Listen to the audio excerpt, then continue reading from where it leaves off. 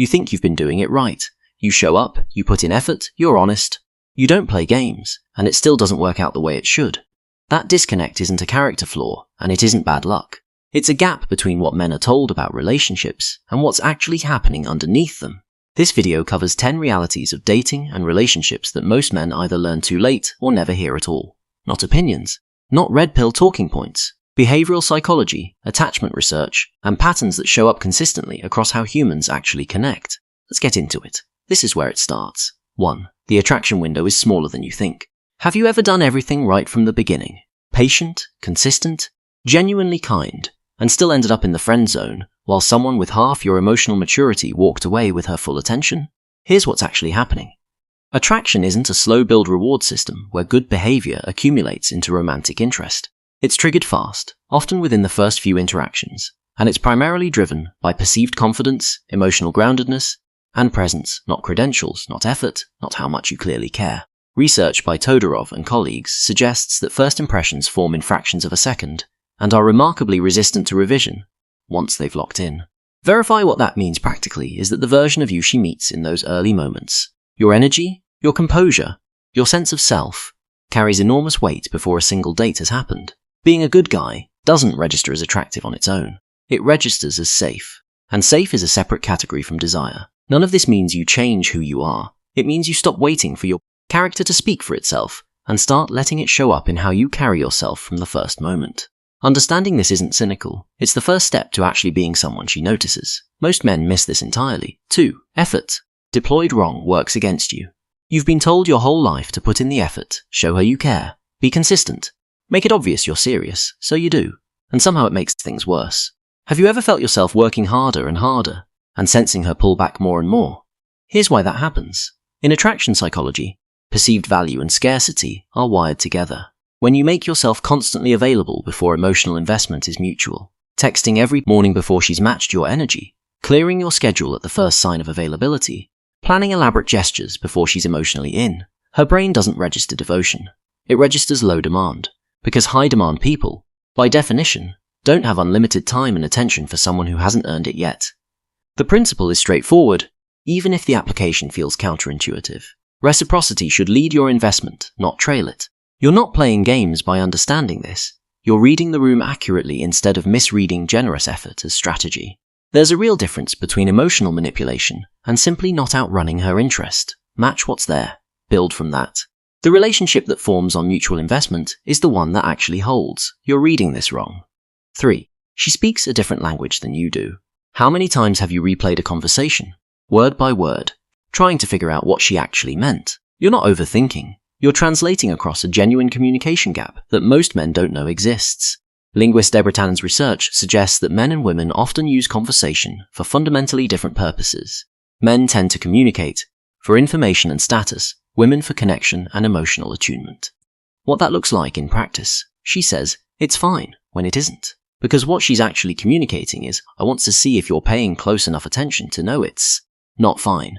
She pulls back not because she's lost interest, but because she's creating space to see how you respond to distance. She raises something small and emotionally loaded, not to score a point, but to check whether you're safe enough to be real with.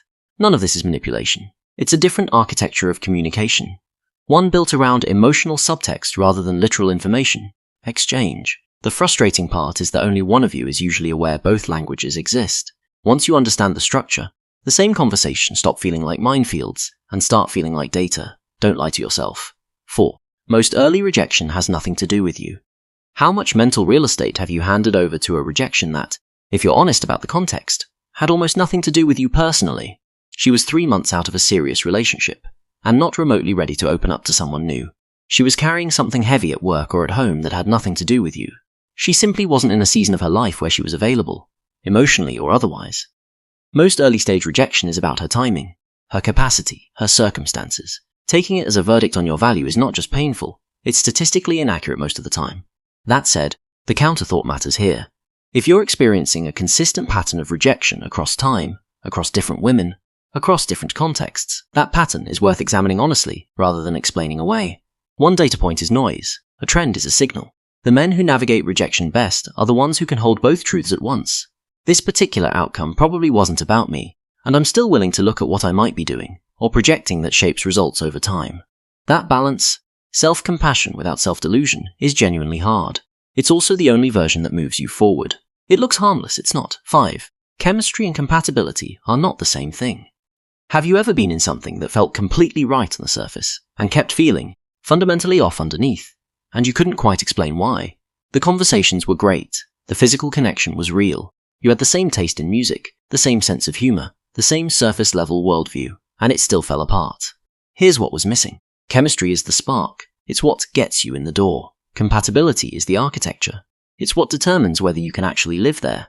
Great chemistry with fundamentally different attachment styles is a beautiful disaster waiting to happen. Shared interests on top of completely misaligned conflict resolution styles is a slow drain that takes years to fully feel. Research from the Gottman Institute consistently shows that relationship stability has very little to do with how good things feel at the start, and a great deal to do with how couples handle disagreement, repair after conflict, and build emotional safety over time. The compatibility question isn't do we have fun? It's what do we do when this gets hard? You can assess that early if you're paying attention to the right signals instead of riding the high of how good the easy parts feel. This will cost you. 6. Avoidant attachment costs men more than they know. Do you find yourself pulling back emotionally just as a relationship starts to feel real? Not because you've lost interest, but because something underneath gets uncomfortable the closer things get. You get busy right when she's showing up fully. You deflect with humor or pragmatism when she says something vulnerable. When conflict surfaces, you go quiet instead of engaging. This is avoidant attachment, and it's more common in men than in almost any other demographic, largely because emotional suppression gets trained in early. Ainsworth's foundational attachment research, extended into adult romantic relationships by Hazan and Shaver in the late 1980s, showed that the patterns formed in early caregiving relationships don't disappear. They migrate into how adults behave in intimate partnerships. Avoidant attachment isn't coldness, and it isn't a character defect. It's a learned protective response that was once adaptive, keeping emotional exposure low when emotional exposure led to disappointment, and is now working against you in contexts where closeness is the entire point. The relationship cost is real. Partners eventually read consistent emotional unavailability as disinterest, even when the feeling underneath is the opposite. Recognizing the pattern is where the actual work begins, not performing openness, but understanding why closing off feels so much safer than it should. Be honest, you've seen this. 7. She's checking whether you stay steady under pressure. Has she ever pushed back on something small, something that seemed almost insignificant, and you couldn't figure out why it felt weighted? Like there was something underneath the surface thing she was actually measuring? Here's what's happening. In early relationships, women often run what amounts to low-level emotional checks, not from manipulation, but from self-protection. Her nervous system is asking a legitimate question. Does he stay regulated when things get mildly uncomfortable? Or does he either chase anxiously or disappear coldly? Both failure modes tell her the same thing, that she can't rely on his emotional consistency when the stakes are actually high. Here's what to try. Next time she withdraws slightly or creates minor friction with no clear cause, hold your frame. Don't over-pursue to close the gap, and don't go cold to protect yourself. Respond warmly without anxiety at your normal pace. Then notice what changes in the next 24 hours. Most of the time, the friction dissolves on its own because the steadiness itself was the answer she was looking for. You don't have to perform anything here. You just have to stay grounded in yourself. The same way you would with a friend you're not trying to impress. This changes the dynamic. 8. The men who build full lives attract differently. If every relationship you've been in disappeared tomorrow, what would your actual life look like? Not what you'd want it to look like, what it would genuinely be right now. The men who become consistently attractive over time, not just to one person but across different contexts and different seasons of life, tend to share one thing that has nothing to do with looks or income or social performance.